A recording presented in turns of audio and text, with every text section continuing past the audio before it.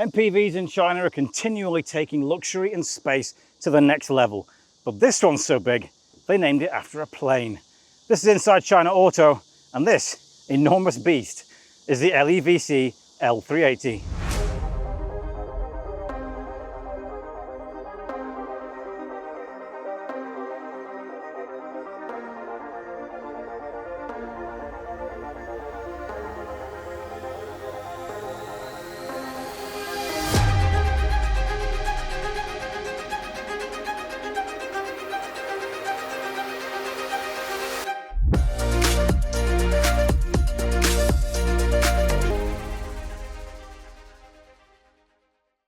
Yes, this is the LEVC L380, only the second car from the company that brings you the iconic London taxi. A company, by the way, that dates back to 1908. I can guarantee the founders of that company could never have envisaged something like this, something as large or as luxurious as this. And it is every bit as large as you think it is. It can seat up to 8 people, not in 3 rows, but in 4. That's right, 4 rows of 2 seats. It's an absolute monster. Although it's not actually as big as you think it is. It's a little bit shorter than a Lee Mega, but you can see where the real space comes is in the height. This is quite a bit taller than I am. I'm about 180 centimeters. That is almost 2 meters tall. It's a very, very big car. And it looks like a plane for the road. You can see the front end styling here. Feels very much inspired by that beluga airplane. You know, the one with the big forehead that looks a bit like a dolphin or a whale? Very much so, this kind of bulbous front end, very rounded corners there. Of course, we've got our full width daytime running light across here, just broken up in there so you can have indicators on both sides. It's actually quite an attractively styled car, and I can't really say that it hides its size or weight particularly well. I mean, particularly down the side here, you can see we've got, let's say, a smaller window area with an absolutely massive door area. But I think it does nevertheless still look fairly attractive for a car of this size, especially in this emerald green, which is very, very attractive colour. But everything on this car is big. You get absolutely enormous door mirrors. The wheels maybe not so big, they're only 18 inches, but they're on air suspension and continuous damping control. So very, very comfy ride, especially with that extra sidewall as well. Pop-out door handles here, you've got NFC on the side as well. Little touches of metal along the waistline, across the bottom and across the front as well. It's still, I would say, quite an attractive car. The back, the lights are very interesting. Let's have a look at those. At the back here, you can see we've got a very attractive design with these lights where they fan out there around the back. They call this the peacock, and it looks very much like a peacock with little details in there, and the graphics comes along here in a full width light bar to basically make this back of what is essentially an enormous box quite attractive. A few useful features here on the back. You get a high level camera there, because if you have suitcases stacked up to the roof and you can't see through the back of this enormous cabin, you do get that projected onto the rear view mirror instead. We get a rear window wiper as well, because we get a really large rear window. Now we get an electric tailgate in here. Once that goes up, you'll see that we have plenty of headroom underneath that, even for a person as tall as I am. I'm not the tallest person in the world, but still plenty of space above my head there. And the back here, behind these third row seats, 1,100 litres of space. And in the 4-row version of this car, the seats actually fold into the floor and then come out. And they can face forwards as well as backwards. So if you want, you can actually just sit here and have what they call fishing mode out the back of your car. Go fishing, park this up against the edge of the water. That would be quite cool, wouldn't it? But yeah, loads of space in here. You get a few more features. You get some more storage and things in there. You get more storage and your hazard light in here, and more space under the boot floor as well for extra things in there. You can also control those rear seats from here, so you can control them by sliding them forwards and backwards individually or together, which is nice and convenient. And press this button here, and you'll see that our air suspension lowers so that we can lower this boot lip. So if you have some very heavy suitcases, for example, you can get those into the back of the car, no problem. I'll raise that back up again because it does make the headroom a little bit tight under here if it's on the lowest setting. But yeah, absolutely massive space in there. The other good thing, by the way, of having all that space is that in the third row, your head is nowhere near the back of the car. So if you get hit in a rear impact, you're probably going to be fine in this car. So it's absolutely enormous outside. Wait till you see how big it is inside.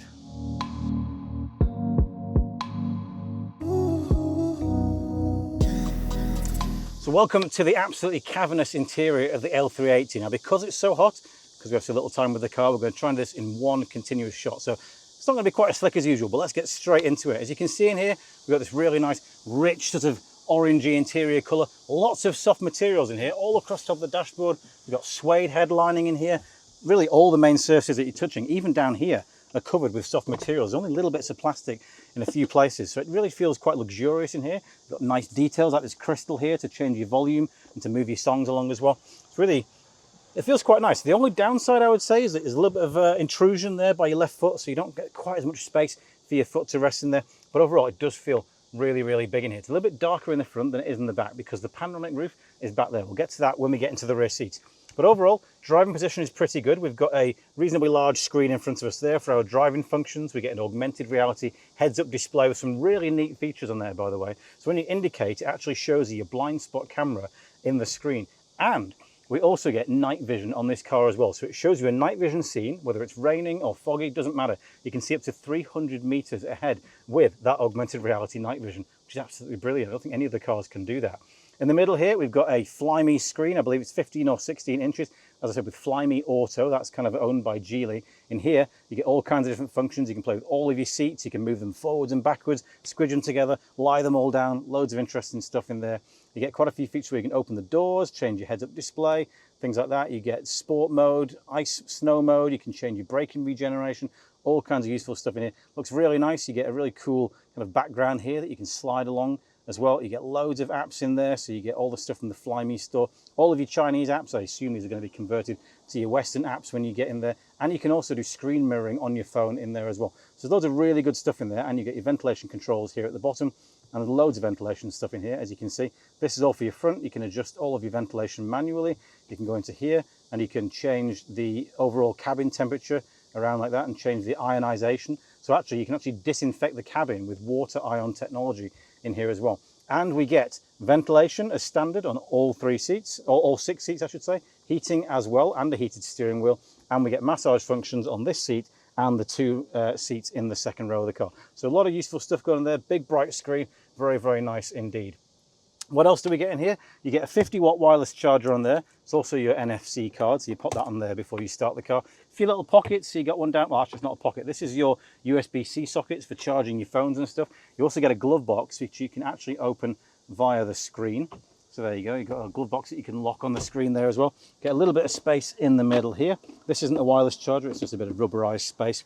But yeah, big cushy seats. In the front, we get 780 mils of space. In the second row, 1 meter of space, and in the third row 940 millimeters of space to make sure that everybody gets a really cushy experience. We get 14 speaker Yamaha sound system with nice metal grates all over the car there. It's up in the roof lining as well, so you get a good sound system on this car as well. Pretty much the same one that you would get in a Zeekr 009, I would say. These seats themselves, big and cushy, nice big soft bolsters. 8-layer cushion on the base, 10-layer cushion on the back, semi-aniline leather, so super soft leather on these. They do feel really luxurious, really soft and very cushy. And yeah, it's you get a lot of very bright view up here as well. You only get the single A pillar, so it's not quite the same as in the Zeekr 009. We get the twin A pillar. You get a big triangular window there, so vision is pretty good. And actually, the front of the car is a lot closer than you think in this, probably to make space for all that stuff in the back, which is where we're going to go now. So let's slide into the second row ourselves.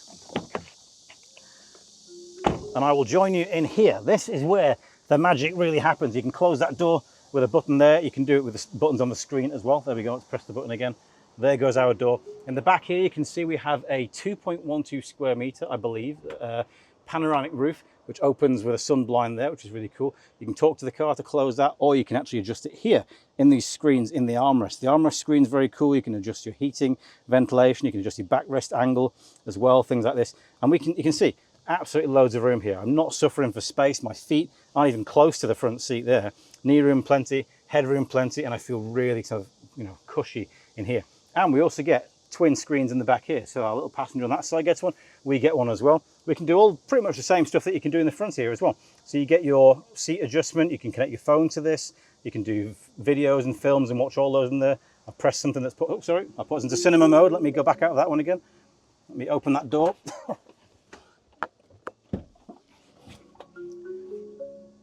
Sorry, I did put us into cinema mode then. That was a mistake. Didn't mean to do that. Let's see if I can open that sunroof. I think it's here in the armrest somewhere. There it is. So you actually do that with the controls in the armrest. So you're going to get more light into the cabin now so we can see things again. We also get tray tables in the back, by the way. You get a button under there. So really nice solid tray table with a little tablet stand there as well. So you can just put your tablet on there. If this screen isn't enough for you, or you can't get the apps that you want on there, you can put them in here as well. We get 3-zone climate control in here, by the way, as well. So twin zone at the front, the rear is all 3rd zone. But what you can do is change your ventilation, turn them on and off. So if I want my vent on and the passenger on this side doesn't want theirs on, you can close them for each individual seat here in the back. As I said, loads of little features in the armrest as well. You can, of course, control your fridge. Let's see if we can open that with the button on there. There you go, look at that. So we've now got in here, I believe it's like a 7 or 8 litre fridge in there. So you've got space to keep your little bottles of Perrier nice and cold. I believe you can get about 10 small bottles of water or 10 cans of Coke in there. It will go as low as 6 degrees to 15 degrees, and then from 35 to 50. So very useful there to have that for your family in there. You've got cup holders on the front of the seat, back of the seat as well. You've also got wireless phone chargers down here. I can show you on this seat, on this side. There you go.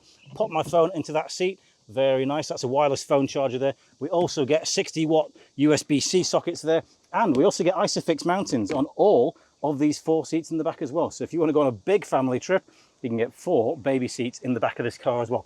I'm absolutely roasting in here. We get controls in the door, so you can do your heating and your ventilation for your seat. You can put your windows down or up on here as well, individual buttons for those, and you get an emergency door release button there as well, just in case your electric switches don't work on there. You get also buttons inside your seat here so that you can adjust your leg rest. So we get leg rests on both of these seats, and they get them in the 3rd row as well. Or you can put your backrest angle down, and you can move your chair forwards and backwards like that as well. So you can actually make yourself plenty of space in the back of here to chill out and relax if you really want to. Now, let's dive into that 3rd row. I'm going to press this button on the seat here to move that seat forwards. And I'm going to climb in here. These rails, by the way, just under 2 meters long, so you can move these seats all the way forwards or all the way backwards. There's enough space in here for absolutely everybody. This is the 3rd row. This seat is exactly where it would be when I was sat in it one moment ago. Look at that. Look at the space. I've got loads of space under there for my feet if they even get that far. Plenty of knee room, plenty of headroom. And in this row as well, I can still also lower my seat angle as well with these switches on the side. So you see, I'm quite far from the back of the car.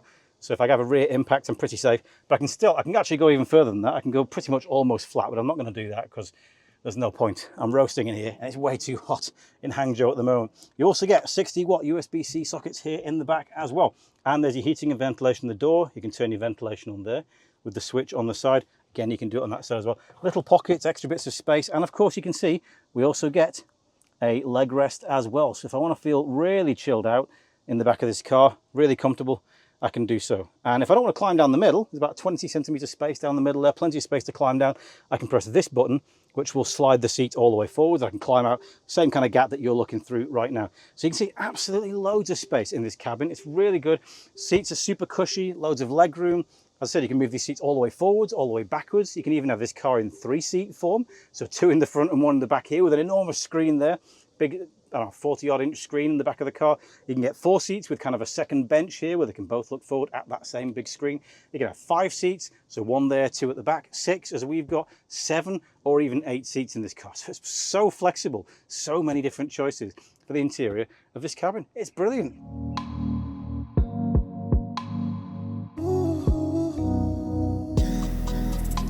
So what is the L380 like to drive? Well, in all honesty, I have to say it's very comparable to the Zeekr 009, which of course we praised for being very quiet. This car, like the Zeekr 009, has double glazing on the 1st, 2nd and 3rd row as well. So it's really nice and quiet in here. It is of course an electric car, so it drives every bit as smooth as those. It's also got air suspension, same as the 009. 009's got dual chamber. This I believe has single chamber, but not that you'd really notice. This certainly feels absolutely cushy enough, even on bumpy roads. I mean, the ride, it just feels a bit like a very comfy waterbed, to be honest. It's very pleasant. I mean, actually, this car was based originally on the SEA platform. LEVC have modified it enough to be able to rename it into the SOA platform. But as I said, the comparisons to the 009 are pretty similar. The drivetrain is exactly the same as a 009. On the dual motor versions, which are the Max and the Ultra, you get twin 200 kilowatt motors, 536 horsepower, 686 Newton meters of torque. And I can tell you, it's plenty quick enough. Let's just pop it into sport mode. And you can see it absolutely takes off. Now, only if you really pin it like that can you get the nose to lift up. It's actually got suspension developed so that under heavy acceleration, the nose doesn't lift up too much, and under heavy deceleration, the nose doesn't dip down too much. So it keeps things nice and pleasant inside.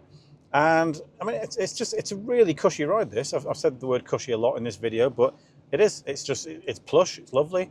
The overall ambience in the interior is nice for a car that is as big as this, and it does feel wide. It feels like the cabin is really big in here. But again, I said that about the 009 as well. It's very, very big, but it doesn't really feel that big on the road. It feels fairly easy to place. Feels very comfortable to drive. The steering is super light. It's easy to pop into spaces. As I said, it's got auto parking as well, so that's easy enough to get into places. Honestly, visibility is great. We do get big, chunky, hefty A-pillars, but you can see no problem because of that extra little quarter light down in the front there. It's quite lovely to drive. Honestly, it is. The Air and Pro versions, by the way, they only come with a single motor.